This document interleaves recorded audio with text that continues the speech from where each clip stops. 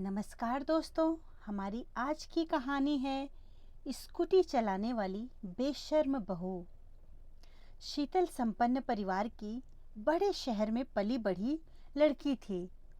माँ बाप की इकलौती बेटी थी। बड़े लाडों से पाला था माँ बाप ने।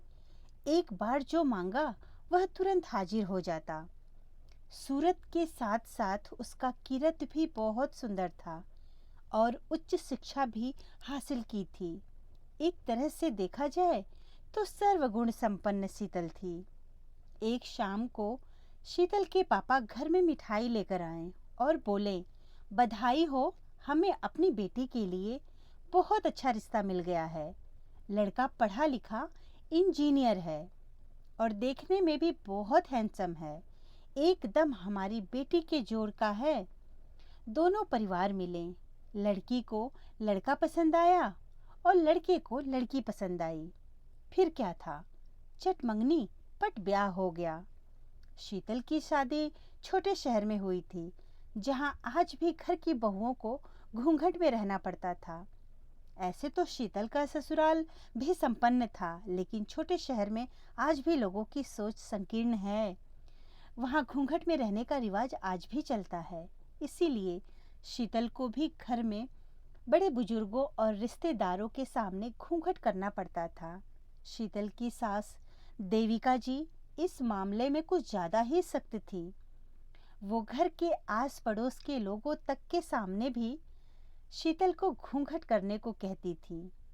शीतल की ननद अनन्या और पति आर्यन कई बार देविका जी को समझा चुके थे कि आस पड़ोस के लोग कौन से हमारे रिश्तेदार हैं, उनसे क्या घूंघट करना। ये सब पुराने जमाने की बातें हैं।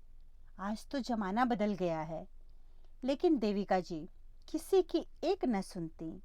शीतल मॉडर्न होने के साथ साथ समझदार भी थी। इसलिए घर में शांति बनाए रखने के लिए देविका जी से कुछ न बोलती और न चाहते हुए भी चुपचाप घूंघट कर लेती। शीतल की ननद अनन्या हम उम्र होने के कारण उसकी शीतल से अच्छी बनती थी। शीतल को जब भी मार्केट या किसी काम से बाहर जाना होता तो अनन्या अपनी स्कूटी से ले जाती। शीतल को भी स्कूटी चलाने का बड़ा शौक था। जब मायके में थी तो उसके पास खुद की स्कूटी थी, लेकिन ससुराल में देविका जी ने स्कूटी चलाने के लिए ये कहकर साफ मना कर दिया था कि घूंघट में स्कूटी कैसे चला सकती हो। फिर भी ननद भाभी जब भी बाहर जाते अनन्या कहती, भाभी यहाँ कौन सा मम्मी देख रही हैं, तो यहाँ काहे का घूंघट, ये लो चाबी और अब गाड़ी आप ही चलाओ, मैं तो पीछे बैठूंगी। शीतल की तो मन की मुराद पूरी हो गई थी। इस तरह अक्सर मोहल्ले से बाहर आकर शीतल स्कूटी चलाकर अपना शौक कर लेती। पर ये चोरी चोरी का शौक कब तक छिपा रह सकता था।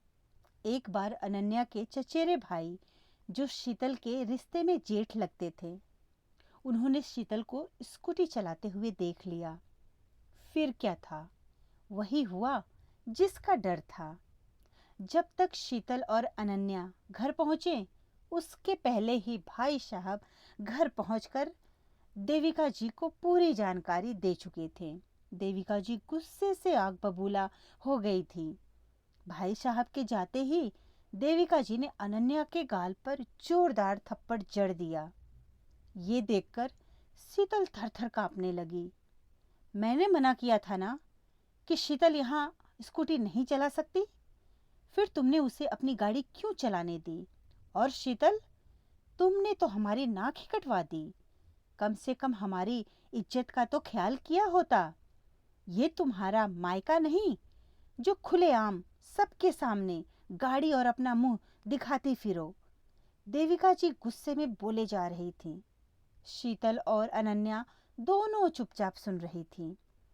सबसे ज्यादा बुरा शीतल को लग रहा था कि उसकी वजह से देविका जी ने अनन्या को थप्पड़ मार दिया। शीतल ने कई बार देविका जी से माफी मांगी, पर वह बिना कुछ कहे अपने कमरे में चली गई। उसके बाद से शीतल का घर से बाहर जाना बंद हो गया।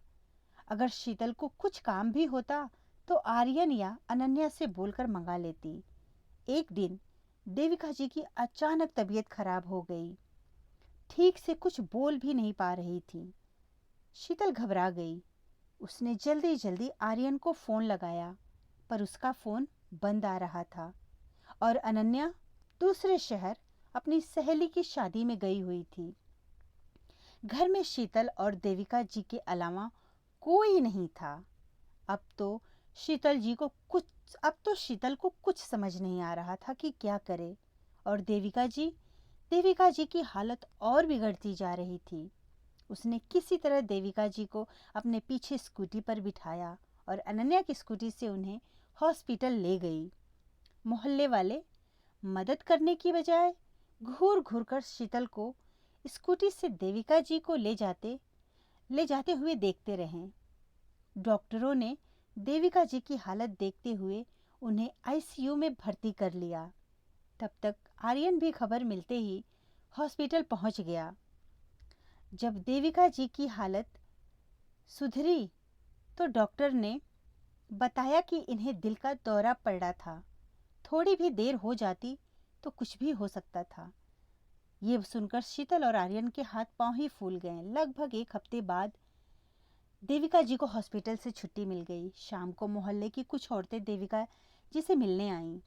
हालचाल पूछने के बाद उन्होंने देविका जी के कान भरने शुरू कर दिए कि कैसे शीतल बेशर्मी से स्कूटी चलाते हुए गई थी और हम लोगों को देखकर घूंघट भी नहीं किया। देविका जी ने उनके सामने ही शीतल को आवाज़ दी। तब तक शीतल घूंघट किए हुए सबके लिए चाय भी ले आई। साथ ही डर रही थी कि आज तो माँ जी मुझे छोड़ने वाली नहीं। तभी देविका जी ने शीतल को पास बुलाया और उसका घूंघट हटाते हुए कहा, ये हमारे घर की बेटी है और बेटी से भला क्या घूंघट करवाना। कुछ दिनों बाद देविका जी ने शीतल को नई स्कूटी की चाबी भी दी, जो उन्होंने बड़े शौक से अपने पेंशन के पैसों से मंगवाया था, और बोली, आज से तुम भी स्कूटी चला सकती हो। मुझे माफ़ कर दो बेटा, अगर उस दिन तुम मुझे अस्पताल सही समय पर न ले जाती तो आज मैं यहाँ न होती। ये देखकर मोहल्ले की औरतें मुंह बनाकर एक दूसरे से कानाफूसी करती, लेकिन अब तो देविका जी को कोई फर्क नहीं पड़ता था। दोस्तों, हमारा समाज कितना भी आगे क्यों न बढ़ गया हो, महिलाएं कहाँ से कहाँ पहुँच गई हों, पर आज भी बहुत से घरों में महिलाओं को घूंघट से आज़ादी नहीं मिल पाई। शर्म आंखों में होता है, संस्कार में होता है, ना कि घूंघट में होता है। धन्यवाद दोस्तों। कहानी अच्छी लगी तो लाइक और सब्सक्राइब जरूर करिएगा।